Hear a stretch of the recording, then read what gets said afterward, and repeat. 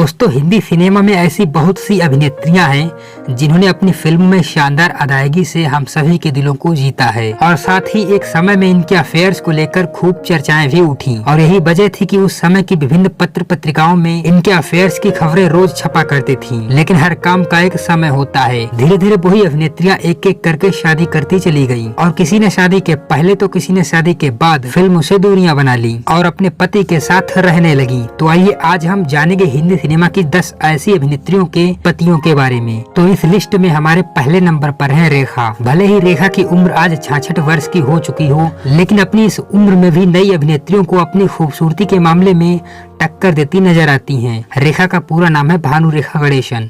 इनका जन्म मद्रास में 10 अक्टूबर 1954 को हुआ था। भले ही आज के समय में ये एक सफल अभिनेत्री मानी जाती हों, लेकिन ये सब इन्होंने अपनी मेहनत और कठोर परिश्रम से ही प्राप्त किया है। वैसे इन्होंने अपने अभिनय करियर की शुरुआत तेलुगु सिनेमा से की थी। फिर धीरे धीरे इन्होंने साउथ की कई भाषाओं की विभिन्न फिल्मों में काम किया। उसके बाद इन्होंने सन 1969 की फिल्म अनजाना सफर से बॉलीवुड में पहली बार दस्तक दी, लेकिन इस फिल्म का मामला सेंसर बोर्ड में अटक गया। इसके बाद इस फिल्म को दो शिकारी नाम से सन 1979 में रिलीज किया गया। लेकिन इससे पहले कई फिल्मों में काम करके अपने आप को हिंदी सिनेमा में एक सफल अभिनेत्री के तौर पर स्थापित कर चुकी थी। वैसे तो इन्होंने कई कलाकारों के साथ काम किया, लेकिन इनकी जोड़ी जमी अमिताभ बच्चन जी के साथ। एक समय में ये चर्चाएं भी हुई थी कि रेखा ने विनोद मेहरा के साथ सन 1973 को शादी कर ली, लेकिन इस बात की पुष्टि खुद रेखा ने सिमी गरेवाल के एक इंटरव्यू में कर दी। रेखा ने बताया कि विनोद मेहरा मेरा एक अच्छा दोस्त था, न कि पति। रेखा ने दिल्ली के बिजनेसमैन मुकेश अग्रवाल से सन 1990 को शादी कर ली, लेकिन इस शादी के कुछ ही दिनों बाद मुकेश अग्रवाल ने कई दिनों से अवसादग्रस्त होने की वजह से सन 1990 में ही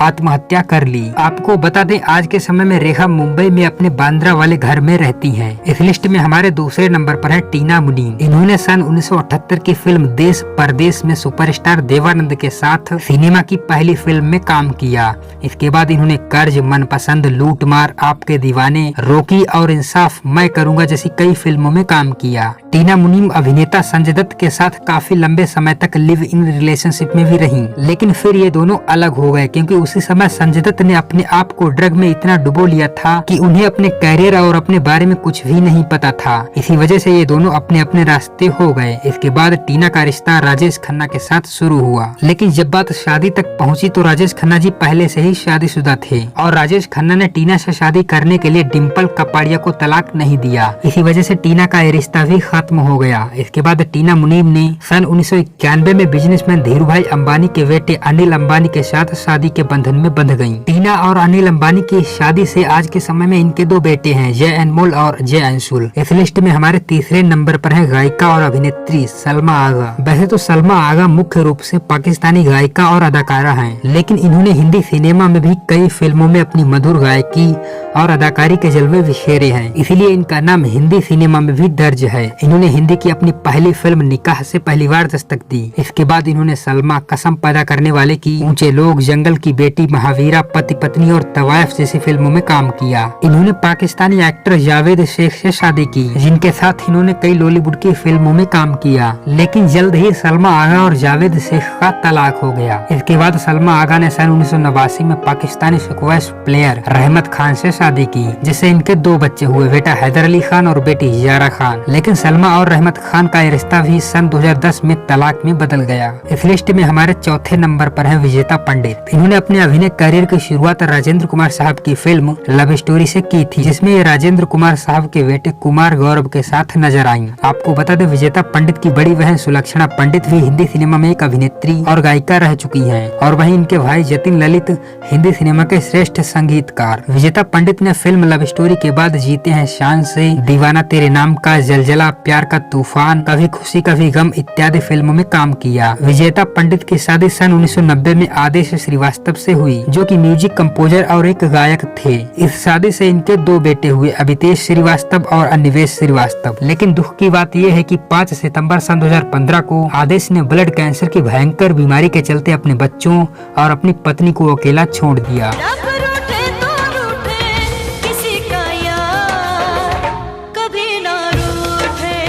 इस लिस्ट में हमारे 5वें नंबर पर है माधुरी दीक्षित। बॉलीवुड की खूबसूरत अभिनेत्रियों में से एक है माधुरी दीक्षित, जिनका जन्म हुआ था 15 मई सन 1967 को। इन्होंने अपने फिल्मी करियर की शुरुआत की सन 1984 में राजश्री प्रोडक्शन में बनने वाली फिल्म अबोध से। हालांकि ये फिल्म तो बॉक्स ऑफिस पर फ्लॉप साबित हुई, लेकिन माधुरी दीक्षित के काम की खूब सराहना हुई। धीरे धीरे माधुरी दीक्षित की इन फिल्मों ने बॉक्स ऑफिस के साथ साथ इनके करियर को भी चार चांद लगाए और इन फिल्मों के साथ ही इनका संजय दत्त के साथ अफेयर भी शुरू हुआ और ये अफेयर काफी लंबे समय तक चलता रहा। लेकिन इन्होंने शादी की डॉक्टर श्रीराम नैने से। आज के समय में ये अपने पति और बच्चों के साथ खुशहाल जीवन व्यतीत करती हैं। इस लिस्ट में हमारे 6ठे नंबर पर है पूजा भट्ट। पूजा भट्ट का जन्म 24 फरवरी सन 1972 को हिंदी सिनेमा के जाने माने डायरेक्टर और प्रोड्यूसर महेश भट्ट के घर हुआ था।